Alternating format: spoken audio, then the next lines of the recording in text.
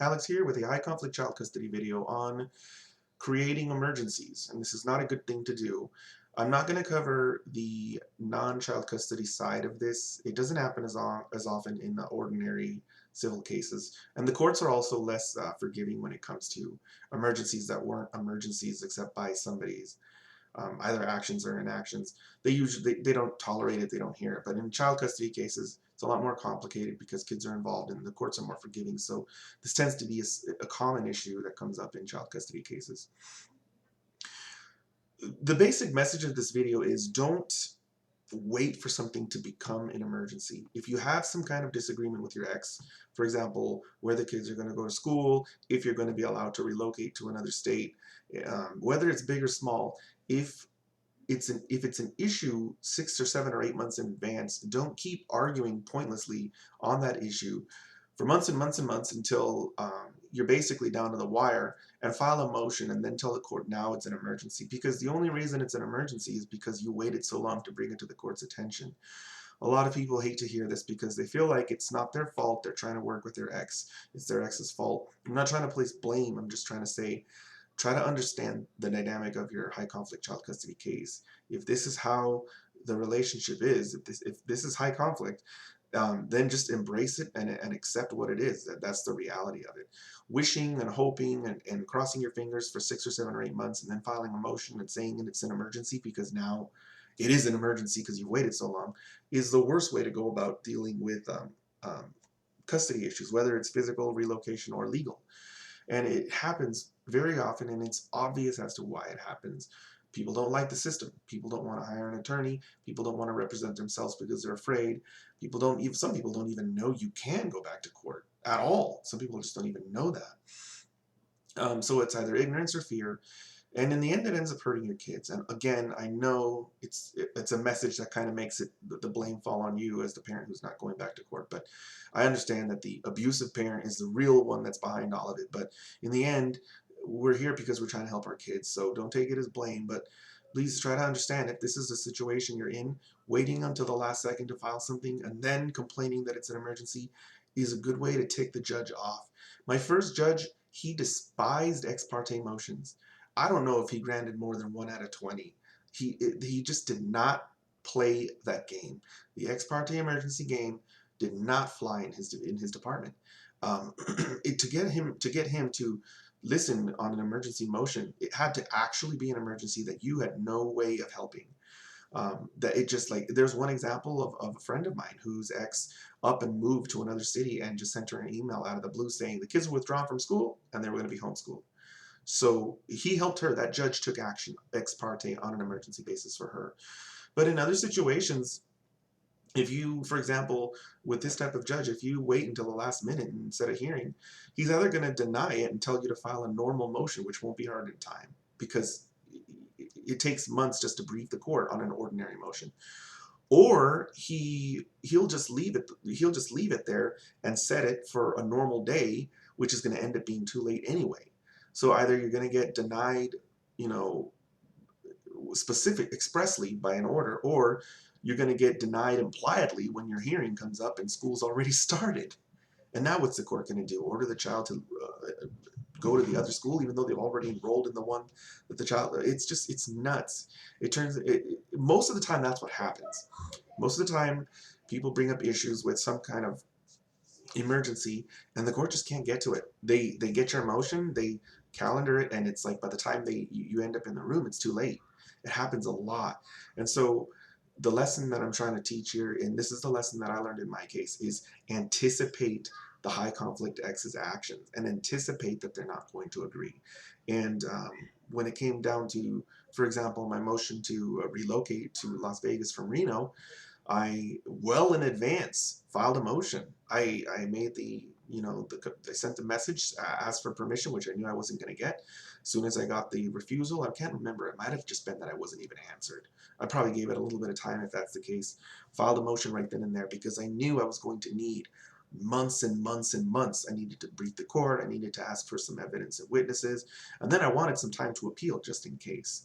So it sucks, and especially if you have to pay money. I think those people are the most justified in waiting till the last second. It's because they don't want to fork over thousands of dollars to an attorney unless they absolutely have to, and they're just dreaming and hoping and praying that something's going to happen at the last minute their ex will agree. Or like I said, or actually I don't know if I mentioned this yet, a lot of times in these situations, the benevolent parent just gives up. Right at the end, they just give up. And the more aggressive, obstinate parent is the one that ends up winning and invariably hurting the kid. And this, in the school example, it could be because, I hate to say this, but in high conflict cases, this happens. It could be because the parent did not want them to go into the better school just because that's what the other parent wanted. It's that simple. It's that inane. It's that scary. In my case, I asked my son to be enrolled in a charter school, and just to spite me, my ex opposed. And she didn't even give me a alternative until the actual date of the hearing. It may have been in the opposition, but I don't think it was. Actually, it's possible. But in any event, whether, okay, let's just say it was in her opposition. That's still bad. I mean, you couldn't even send a reply in an email to say what your idea was. You had to wait until your formal written opposition to my motion was due to say what school you wanted the child to go into. This does happen. Other people might not think it happens, but the school example, it does happen where you have a clearly good school, a clearly inferior school, and the high conflict ex insists on standing by that inferior school just because they know that's what the other parent doesn't want. There's so many, I don't know if I mentioned this in the beginning of the video. I could come up with like 20 examples, and this video could go on for hours. But the point, I'm trying to focus on the point here, which is if you have some kind of situation or disagreement, and I talk about this in the video, failing to agree, you're going to have to bring it to the court's attention. And waiting until the last minute and then claiming it's an emergency is a recipe for disaster. If it didn't happen so much, I wouldn't be doing a video on it, but it happens a lot. So I'm trying to get people to stop doing that. Another thing, one of the techniques I would use in my case is that I would file the motion well in advance, and it basically would put my ex on the hot seat. It would put her back up against the wall, because there would be a date for when a response was due. There would be a date for when a hearing was scheduled. And so if she wanted to continue arguing with me about what was going to happen, at least I had the dates set up and the court was briefed. And that actually was a very powerful tool for convincing her to settle. She did settle quite a few times because of that. It was pretty much my go-to method. I tried in the beginning the way that doesn't work, which is to just not file anything and keep on begging and pleading and arguing. Nothing ever happens, at least not with her. Or with another high conflict ex, it's going to be the same situation, because as I mentioned in I think I mentioned it in Hide Emotions from Abuser, uh, you don't want to tell them what you want, because they're going to just deliberately try to do the exact opposite. Whatever it is that hurts you, they're going to do more of it because they get off on it. And whatever it is that you want, they're going to try to deprive you of it because they get off on it. And so obviously you're going to have to sort of complicate that dynamic, that emotional, that sadistic desire they have with, uh-oh, there's a hearing coming. Maybe it's not going to go well for me. So yeah, it's the same as when you file the motion and you have the deadline set, but at least then they also have that fear that maybe this won't go well for them, and that may override their desire to frustrate you. And ultimately, you may get more settlements that way, because that's what worked for me. If you're representing yourself, it's great because it's free. You file a motion, it's free, and their opposition is due. That's not going to cost you a cent. And then the hearing is coming up, and if you have to represent yourself at the hearing, that's free too. But I mean, what I'm saying is, it doesn't cost a cent. If you do have an attorney, it is more complicated, because the attorney is going to charge you to file that motion, and that's going to cost quite a bit of money. And I've mentioned this before, though I can't remember which video I've mentioned it. The money dynamic does come into play with a high conflict ex. It does become a deliberate source of antagonism when they know that you have to pay money for attorneys, for an attorney. So it's really frustrating. It puts people in a really tough spot, but that's why I made this channel. That's why I'm trying to help people represent themselves. In many ways, it's like I don't want to say it's a double bind exactly, but it's tricky, because it really does end up forcing a lot of people into representing themselves. The high conflict cases are insane, and I'm not going to go into it now because that's not the point of this video. But if you're here, just as an extra side note, I'm sorry for what you're going through.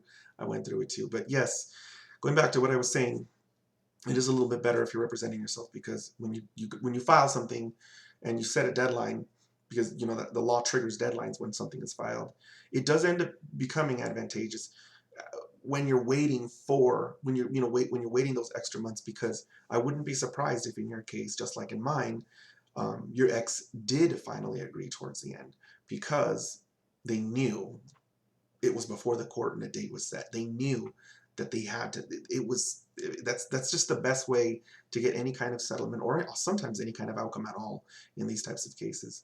So hopefully this video was usual. I didn't ramble too much at the end, I hope, and I'll see you guys next time.